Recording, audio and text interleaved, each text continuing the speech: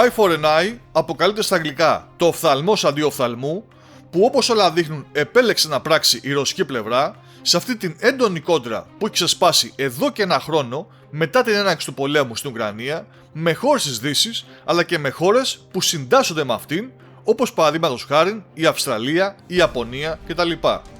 Ναι, σωστά καταλάβατε, το οφθαλμός αντί οφθαλμού έχει σχέση με την Ιαπωνία και την απρογραμμάτιστη επίσκεψη του πρωθυπουργού της Φουμίου Κισίντα στην πρωτεύουσα της Ουκρανίας Κίεβο την ίδια ημέρα που όλος ο κόσμος παρακολουθούσε τον Κινέζο πρόεδρο Σι Τζινπίνγκ που είχε μεταβεί στη Μόσχα και τις σημαντικές συνομιλίες που είχε με τον Ρώσο ομόλογό του Βλαντιμίρ Πούτιν, οι οποίες και τελικά έθεσαν τις βάσεις για περαιτέρω ανάπτυξη των οικονομικών και γεωπολιτικών σχέσεων των δύο χωρών.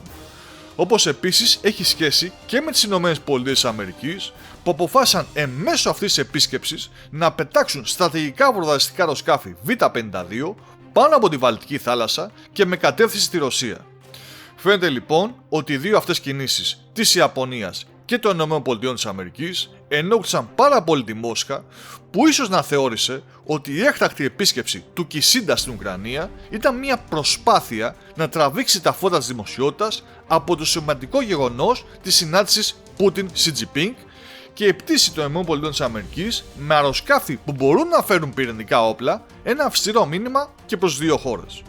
Έτσι λοιπόν αποφάσισε να πράξει το οφθαλμός αντί οφθαλμού, και ενώ ο Κισίντα ήταν ακόμα στο Κίεβο, δύο ρωσικά στρατηγικά βορδαλιστικά αεροσκάφη του Πόλε 55MS πέταξαν στο διεθνή εναέριο χώρο πάνω από τα ύδατα της θάλασσας της Ιαπωνίας σε μια προγραμματισμένη πτήση, έτσι τουλάχιστον λέει το Ρωσικό Υπουργείο Άμυνας, για παραπάνω από 7 ώρες.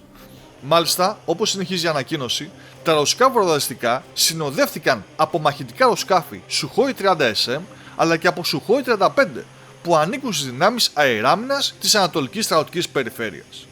Αν λοιπόν δεν ήταν αυτό ένα μήνυμα προς τη Δύση και προς την Ιαπωνία, τότε τι ήταν? Σύμπτωση?